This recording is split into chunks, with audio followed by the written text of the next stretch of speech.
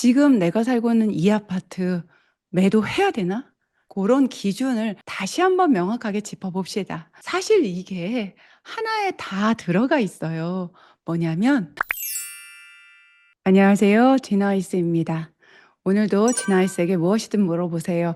거기에 멘토링을 드릴 건데 요분이 딱 한 줄 정도 올려주셨는데 요런 내용이 진짜 많았어요. 여러분에게 해당될 수 있어요. 중심적인 내용이 뭐냐면 지금 내가 살고 있는 이 아파트 매도해야 되나? 가격 안 오를 앤가? 아닌가? 요런 걱정 다들 좀 해보시죠. 오늘 그 기준에 대해서 유료급 강의로 여러분에게 풀어드리겠습니다. 사실 이거 우리 멤버들에게만 오픈할까 하다가 여러분 모두에게 오픈합니다. 그러니까 구독, 좋아요 눌러주시고 바로 따라오세요.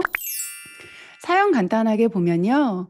23년도 분양권 최고 비쌀 때 계약해서 입주했는데 입주 2년 차. 아직 내가 주고 산 금액도 안 되는데 오르기는 할까요?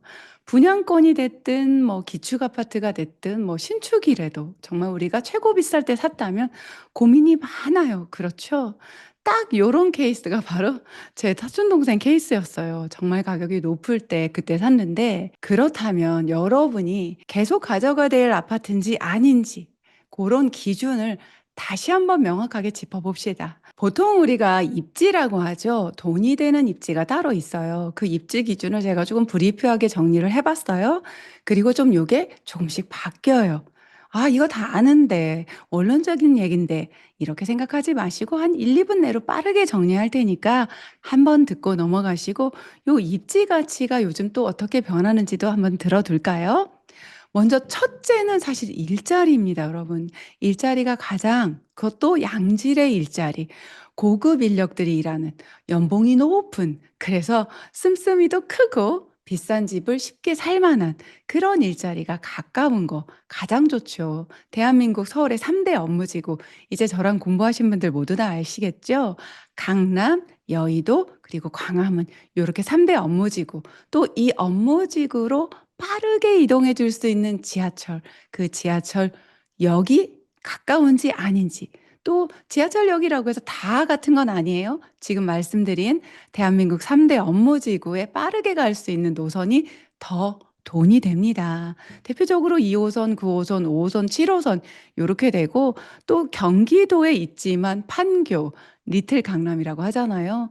판교로 빠르게 들어가 주고 강남으로도 빠르게 들어가 주는 신분당선도 꽤 좋습니다. 그리고 급행역이 있느냐 아니냐 요것도 굉장히 큰 차이가 있어요.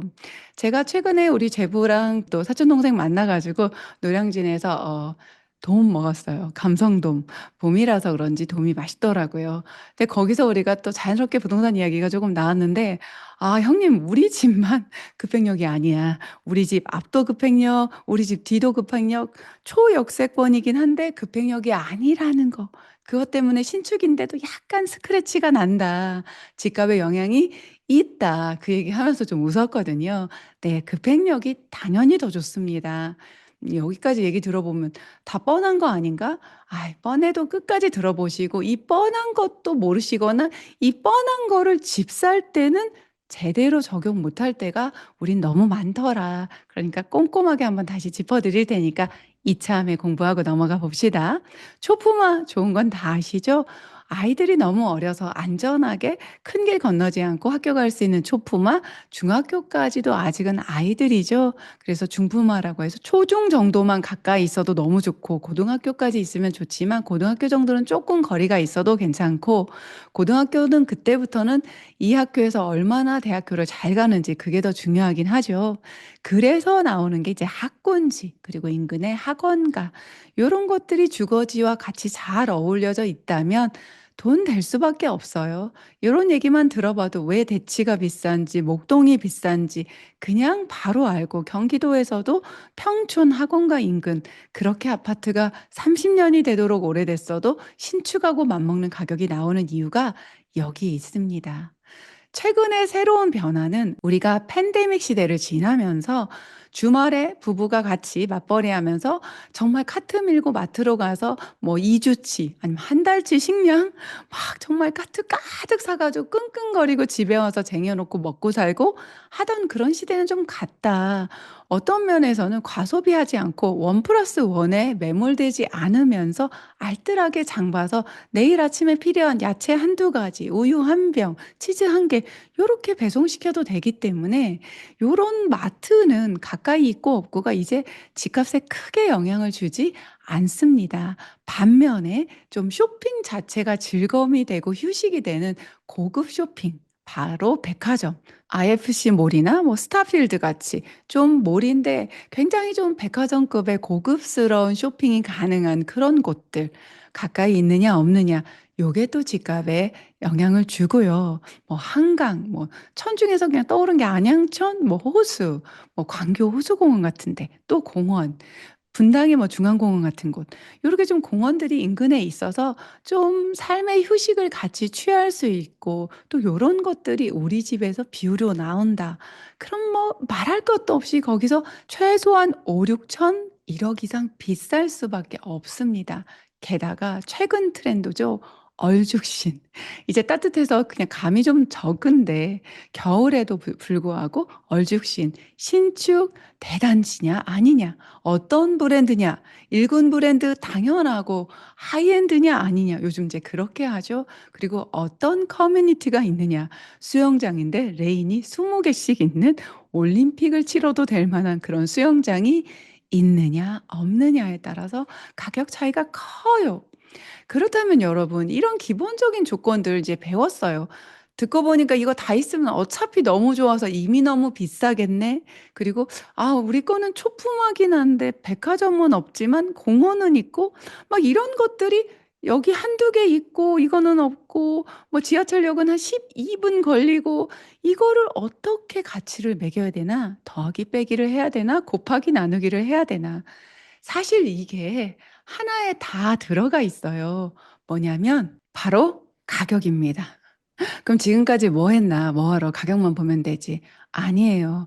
여러분이 이 가격이 형성되는 그 기본적인 원인을 아시고 집을 보러 가실 때든 임장을 가실 때든 요런 조건들이 고루 갖춰 있는지, 고루 갖춰 있는데도 불구하고 가격이 좀 저렴한지 아닌지 그런 기준점, 원론적인 거는 항상 베이스로 깔고 가셔야 되고 그것과 늘 비교를 하셔야 돼요. 그런데 그것들이 사실 집약돼서 나타나는 것이 이 가격인데 이 가격이 제때 움직이지 않거나 늦게 움직이거나 움직일 것이 맞는데 속도만 늦는 건지 원래 더 이상 움직일 이유가 없는 건지를 찾아내는 거 그게 진짜거든요. 이번에 제부하고 또 동생 사촌 동생하고 이야기하면서 제가 사촌 동생이 사실은 집값이 비쌀 때 샀거든요. 그러고서 인천이 좀 가격이 많이 내렸어요. 얼마나 쓰리고 아프겠어요. 20년 동안 공장지대 옆에서 25평 아파트에 살았단 말이에요. 알뜰살뜰 살림하면서. 그러고 나서 처음으로 새로 산 아파트 분양권으로 샀어요. 지금 사연 주신 분하고 똑같아요. 그런데 아직 입주도 하기 전부터 가격이 뚝뚝 떨어지고 입주를 할 때 집들이를 갔지만 새 집이어서 기쁘지만 '얼마나 여기를 쓸어내렸을까.' 싶어서 마음이 좀 짠했어요. 그때 제가 끊임없이 그 아이를 격려했던 게 뭐냐면 "너가 판 그 집 기가 막히게 팔았다." 저는 단순히 가격을 잘 받아서가 아니에요. "그 집 이제 정말 팔기 힘들게 됐어." 어떤 집인데 그런지 한번 볼까요? 지금 보시면 아파트 이름을 빼고 갖고 왔어요. 동생이 한 20년 사는 동안 지금 보세요. 가격이 막 거의 그냥 거의 횡보인 거예요, 세상에.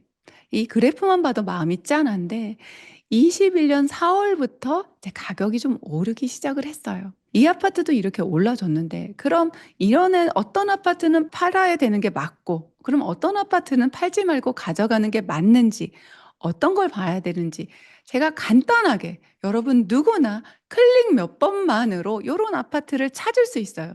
그래서 내 아파트가 거기에 해당이 되는지 내 아파트 인근에 있는 아파트하고 같이 정말 불인이도 요거 몇 번 클릭해 보면서 비교해 보면서 '아 우리 거는 얘보다 이렇게 늦게 상승이 시작됐어? 그러니까 내 거는 팔아야겠네? 아니네?' 요런 걸 판단할 수 있게 금방 가르쳐 드립니다. 오래 안 걸리니까 끝까지 영상 보세요. 오늘은 중간에 나가시면 정말 후회하실 거예요.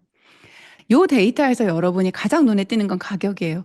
아, 2억짜리 아파트 도대체 어떤 아파트길래 25평에 2억일까? 전세가 거의 뭐 매매나 전세나 거의 붙었어요. 그쵸? 이때 사기 싫은 아파트인 거예요. 그쵸? 이 갭 투자하면 좋았을까? 끝까지 한번 볼까요? 근데 여기서 여러분이 가격에 집중하고 있을 때 저는 뭘 봤냐면 21년 4월. 21년 4월까지도 바닥을 정말 기고 있는 아파트였다는 거죠. 그런데 제가 이 인근에 조금 신축 중에서도 한 8-9년 정도 지금 됐어요. 그래서 조금 가격을 비교하기 좋은 신축이어도 그 녀석도 내렸거든요. 그래서 오래 가져갈 아파트와 아닌 아파트를 딱 알아보기 좋은 샘플 정도로 하나 가지고 왔어요. 마지막 이제 하락을 끝내고 올라가기 직전에 여기 가격이 3억 5천. 그런데 제가 뭘 먼저 본다고 했어요? 날짜. 19년 12월. 요 두 아파트 바로 나란히 놓고 한번 비교해 볼까요? 보시면 이게 제 사촌 동생이 살았던 아파트. 21년 4월부터 어찌 보면 상승이 시작됐어요. 그때 2억 1,500만 원이에요. 그런데 인근에 조금 신축이면서 좀 괜찮은 아파트를 보면 19년 12월부터 시작됐어요. 지금 보이세요? 기간 차이가 1년하고도 5개월이나 차이 나요. 이 아이가 1년 5개월 오를 동안 제 동생 아파트는 그냥 있었던 거예요. 여기가 최고 입지, 최고 좋은 아파트 아닙니다. 근데 오르기 전 가격을 보세요. 이번엔 가격도 봅시다. 얘가 2억 1,500 할 때 얘는 3억 5천이었어요. 딱 보시면은 한 2억 1,000이라고 했을 때 한 1억 4천 밖에 차이가 안 나요. 그럼 이후에 어떻게 변화가 되는지. 금액 차이는 1억 4천, 한 얘보단 160%, 166% 정도 더 비싼 아파트였어요. 그런데 요 지금 동생 아파트가 상승을 시작한 21년 4월에 얘는 그럼 어디까지 갔는지 궁금하죠? 저는 궁금했어요. 볼까요? 보시면 와, 상승을 거의 한참 가서 지난 상승 꼭대기 한 70-80%까지 이미 상승을 했어요. 제 동생이 여기 있을 때까지. 금액은 5억 5천. 와, 얼마나 차이 나는지 한눈에 제 같이 비교해 볼게요. 똑같이 21년 4월에 이 아이는 벌써 이만큼 1년 한 5개월 정도 올라서 5억 5천이 된 거예요. 동생 거는 여전히 2억 1,500. 두 배가 넘게 올라 버렸다. 그리고 저점에서부터는 이미 2억이 올랐어요. 이렇게 차이가 나는 거예요, 여러분. 중요한 거는 상승폭을 보세요. 이렇게 오랜 기간 상승을 합니다. 이 상승하는 폭 자체가 달라요. 좋지 않은 아파트는 뭐 똑같이 상승을 했어도 이 그래프에 속으면 안 돼요. 나중에 이제 상승까지 해서 금액 차이가 달라요. 가파르게 오른 게 아니라 금액 차이를 보시면 돼요. 지금 최고 높은 게 이제 3억 2천 정도니까 1억 천 정도 오른 거예요. 그리고 언제 내렸는지도 같이 볼게요. 최고점 한번 짚어볼게요. 보시면 여기 최고점이 22년 1월 3억 2천. 여기는 21년 12월. 뭐 요거는 거의 같다고 볼게요. 이 아이가 정말 좋은 아파트잖아요. 이렇게 조금 저렴해서 잘 오르지도 않는 아이는 먼저 내리기 시작해요. 그때까지도 안 내리는데 요건 그냥 중간급 정도 되는 아파트여서 내리는 건 다 같이 동시에 내렸는데 조금 더 천천히 내리는 거가 보이세요? 그러고 이제 최근에 보면은 동생 아파트는 이렇게 행보를 하고 있어요. 사실 이렇다 하게 시세가 회복한다는 느낌이 전혀 없죠. 그래서 현재 시세는 2억 4천. 요때보다는 조금 올랐어요. 얼마 정도 한 3천 정도 올랐나? 이렇게 올랐는데 지금 제가 평이한 아파트 하나 뽑아온 녀석은 보시는 것처럼 약하게지만 이건 횡보라기보단 상승이에요. 그리고 최근 시세는 한 4억 8천 정도 되고 지금 동생네 아파트, 그러니까 이제는 매도했지만 보다 두 배 차이가 되는 거죠. 똑같이 내리고 바닥을 찍고 약하게 상승을 하면서 지금 현재는 매매가 차이가 2억 4천 정도 난다. 처음에는 얼마 차이 났었어요? 처음에는 한 1억 4천 정도 차이가 났었는데 말이죠. 이렇게 여러분이 가지고 있는 아파트, 현재 이번 상승장 지나갔잖아요. 그 그래프를 한번 보세요. 그리고 시기를 한번 보시고 인근에 내가 갈아타고 싶은데 갈아타는 게 맞는지 저 아이가 더 나은지 아닌지 인근이 아니어도 돼요. 내가 관심 갖고 있는 곳하고 비교해 보셔도 돼요. 그렇게 비교해 보셨을 때 얼마나 먼저 상승을 하고 얼마나 높이까지 상승을 하고 누가 먼저 내렸는지, 동수에 내린다면 내린 폭은 누가 더 가파른지 요런 것들을 천천히 비교해 보시면 돼요. 저는 지금 아시를 썼는데 요거는 호갱노노나 네이버나 어떤 것을 봐도 크게 차이는 없어요. 클릭 몇 번씩 해 보시면서 요렇게 찾아갈 수 있습니다. 제가 동생하고 얘기할 때 이 아파트를 파는 거 사실 이 꼭대기에 팔았는데 이 꼭대기에 팔건 아니건 보다 중요한 거는 이 아파트를 빨리 팔고 옮겨 탔다는 거. 그게 너무 잘한 거다. 그러니까 좀 높은 가격에 산 건 좋은 물건이니까 금세 제값 찾아가고 상승할 거야. 이렇게 다독다독 했는데 이번에 만났을 때 얼굴에 화색이 도는 거예요. 그전에 산 것보다 가격 올라서 넘어가고 있습니다. 계속 가져가는 게 맞는지 지금 제가 처음에 드렸던 기본적인 입지 조건에 하나하나 체크해 보시면서 더 가져가도 되는지 아닌지 한번 체크해 보시면 좋을 것 같아요. 사실 제 동생은 방금 전에 보여드린 그 아파트가 아닌 다른 아파트를 샀어요. 그래서 사실 최근에 데이터가 많지 않아서 비교하기가 좋지 않았지만 여기 어딘가 비싸게 샀죠. 그리고 내렸단 말이에요. 근데 이미 전고점을 회복해서 올라가고 있습니다. 가격대도 한번 보세요.